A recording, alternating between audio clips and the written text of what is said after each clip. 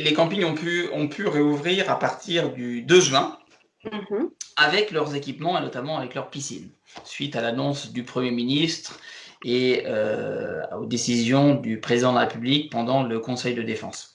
D'accord. Donc, expliquez-nous un peu comment ça s'est passé sur l'ensemble du territoire français au niveau de l'ouverture des campings.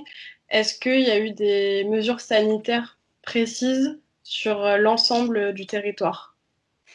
Alors l'objectif principal de la fédération pendant cette période très particulière du Covid-19 a consisté d'abord à sauver les campings, à limiter à 100% leur disparition, que nous n'en perdions aucun. C'est l'objectif évidemment numéro un que nous nous sommes fixés.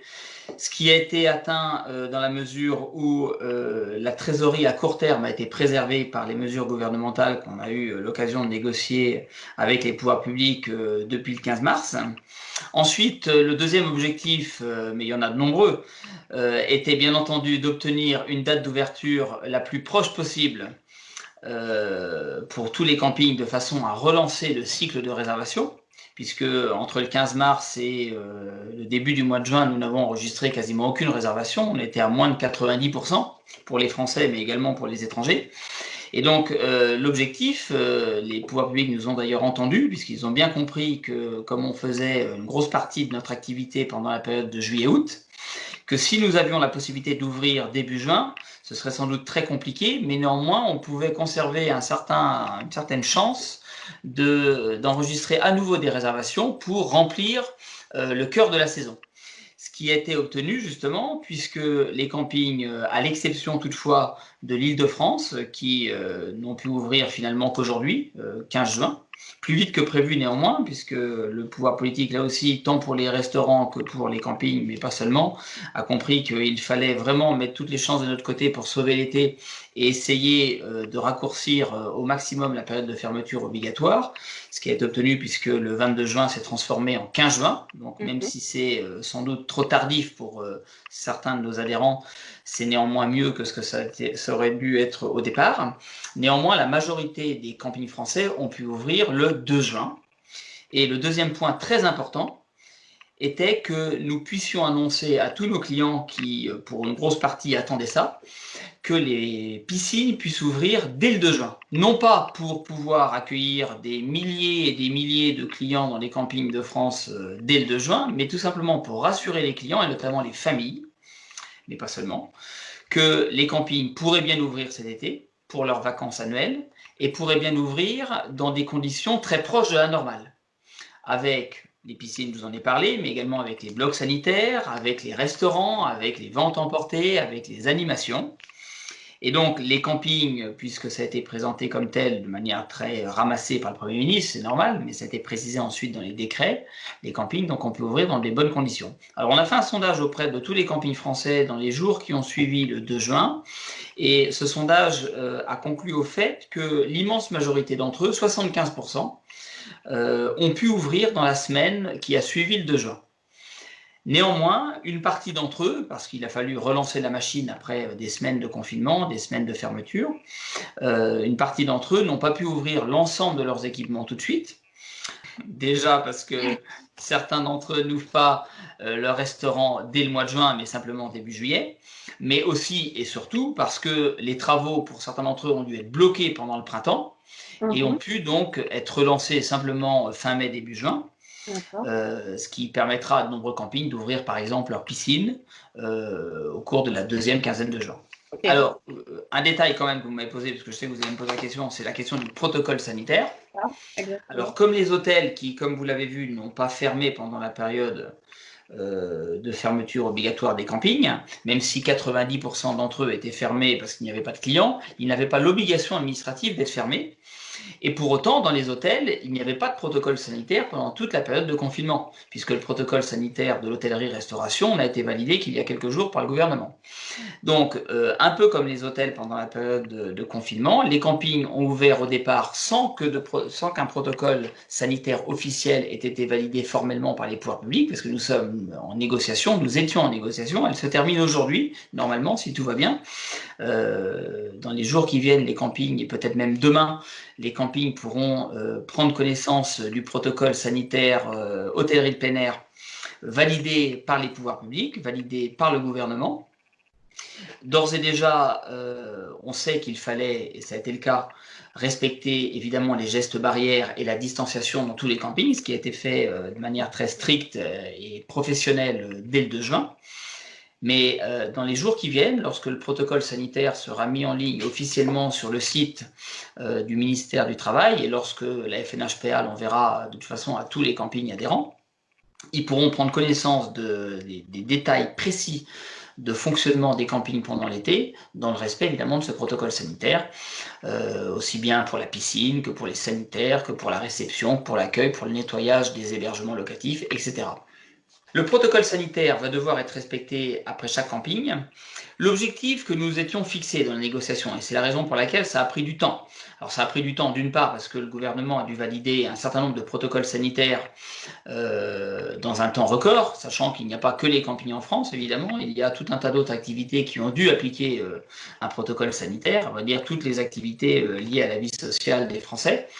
Donc ça a mis du temps pour négocier, il a fallu trouver des équilibres. En ce qui nous concerne, nous avons souhaité absolument, et ça a été a priori obtenu, nous en aurons la confirmation lors de la validation finale par le ministre, mais l'objectif que nous étions fixés est que l'équilibre soit trouvé entre, d'une part, la sécurité sanitaire de nos clients et de nos salariés, de nos personnels, mais également des gestionnaires, et d'autre part, bien entendu, la sécurité des clients, des campeurs, qui louent un hébergement sur place, qui louent un chalet, un mobil-home, une roulotte, ou qu'ils viennent avec leur propre équipement, qu'ils viennent avec un camping-car, qu'ils viennent avec une tente ou avec une caravane.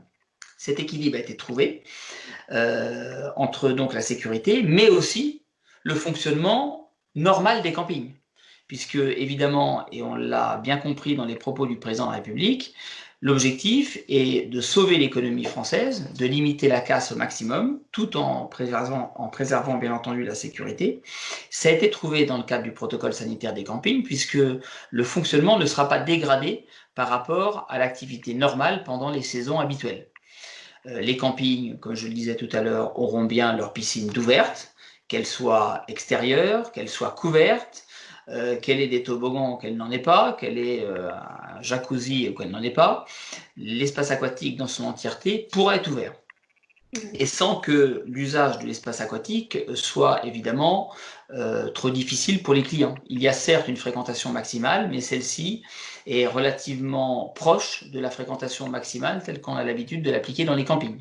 Alors bien entendu, il faudra respecter la règle des 1 mètre minimum de distance entre deux clients. Les transats devront peut-être être un peu plus écartés, mais au final, l'espace aquatique pourra fonctionner comme habituellement dans les campings. Sur le bloc sanitaire, qui a fait l'objet évidemment de débats et de travaux particuliers, on a trouvé aussi un équilibre qui permettra à la fois d'assurer la propreté et la sécurité sanitaire du lieu, sans évidemment que son utilisation soit difficile pour les clients. Donc, évidemment, il y a toute une procédure qui va être mise en place dans les campings, mais l'ensemble des équipements sanitaires pourront être utilisés. Peut-être à l'exception de certains d'entre eux, lorsque la distanciation n'est pas garantie. On pense par exemple aux urinoirs contigus, lorsqu'ils sont trop serrés les uns par rapport aux autres, qu'il faudra en condamner peut-être 1 sur 2. Par contre, lavabo en batterie, les cabines individuelles séparées pourront toutes être utilisées, bien entendu. Il y aura sans doute un sens de circulation dans le bloc sanitaire de façon à limiter les frottements entre les clients. Il faudra se laver les mains lorsqu'on rentre dans le bloc sanitaire de façon évidemment à limiter le risque de propagation du virus, même s'il circule quand même très peu aujourd'hui, par sécurité il faudra le faire. Évidemment qu'il y aura une intensification du process de nettoyage par le personnel du camping pendant l'été. Et il y aura bien entendu de la désinfection, en sachant que le Haut Conseil pour la santé publique nous a précisé qu'il ne s'agissait pas de désinfecter énormément les lieux, quels qu'ils soient, il s'agissait surtout de nettoyer, même avec les produits habituels, de manière très fréquente. C'est ça l'objectif. Et puis, évidemment, qu'il y aura des animations dans les campings, même si certaines d'entre elles seront transformées, seront différentes. Il n'y aura peut-être pas de soirée dansante, même si on va attendre de voir quelles évolutions le gouvernement va souhaiter donner à l'état d'urgence sanitaire. Peut-être qu'après le 10 juillet, les règles vont changer encore. Ça n'est pas encore certain, mais c'est une éventualité. Mais même s'il n'y aura pas de soirée dansante, on peut imaginer qu'il y ait des quiz, on peut imaginer qu'il y ait des concerts, qu'il y ait des soirées repas, avec bien entendu les règles habituelles du restaurant et puis avec des règles propres à l'animation. Et puis il y aura des clubs enfants, même si le nombre d'enfants sera limité, sans doute à 9 enfants maximum, plus un animateur, ce qui permettra de ne pas dépasser le nombre maximum de 10. Et puis très important, lorsque vous organisez des animations, certes il ne faudra pas dépasser le groupe de 10 personnes, mais il pourra y avoir plusieurs groupes de 10 personnes au cours d'une même animation, de façon à ce que les règles soient prises en compte, mais que, là encore, la convivialité ne soit pas totalement supprimée, bien entendu. Et on peut imaginer que lorsque vous organisez un concert, qu'il ait lieu ou pas avec un repas, eh bien, les personnes soient regroupées par table de 10 maximum comme dans un restaurant, et que les tables soient séparées d'1 mètre, comme c'est prévu dans le protocole restauration. Ce qui n'empêchera pas le groupe ou l'orchestre de jouer la musique et de chanter, ce qui permettra d'être convivial, ce qui permettra d'être sympathique, ce qui permettra aux vacances d'être réussies, mais de respecter les objectifs gouvernementaux de sécurité sanitaire. Ok. Au niveau des emplacements, est-ce que certains emplacements vont être condamnés pour respecter les mètres de distance?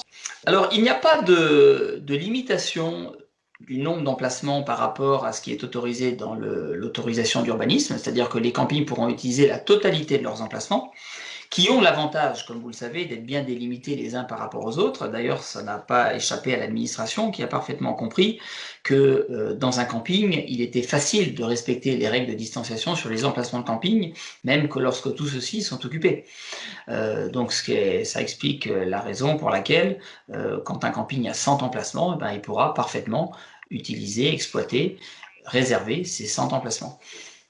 On peut rappeler que les camping-cars sont les bienvenus dans les campings, qu'on pense d'ailleurs que les campings peut-être seront plus prisés encore d'habitude seront plus prisés que d'habitude par les camping-caristes, du fait justement de la distanciation qui est offerte par les emplacements, qui sont vastes par définition, que les campings mettent en avant les équipements qu'ils ont pu aménager sur les emplacements dédiés aux camping-cars à travers par exemple des évacuations sur l'emplacement même pour pouvoir raccorder le camping-car aux eaux grises, aux eaux noires, que les sanitaires collectifs vont peut-être être appréciés aussi dès lors que le protocole sanitaire a été bien construit pour garantir toute la sécurité. Je pense que ça peut être une année intéressante pour les campings, pour faire découvrir la qualité de leur offre aux camping-caristes français, mais également européens.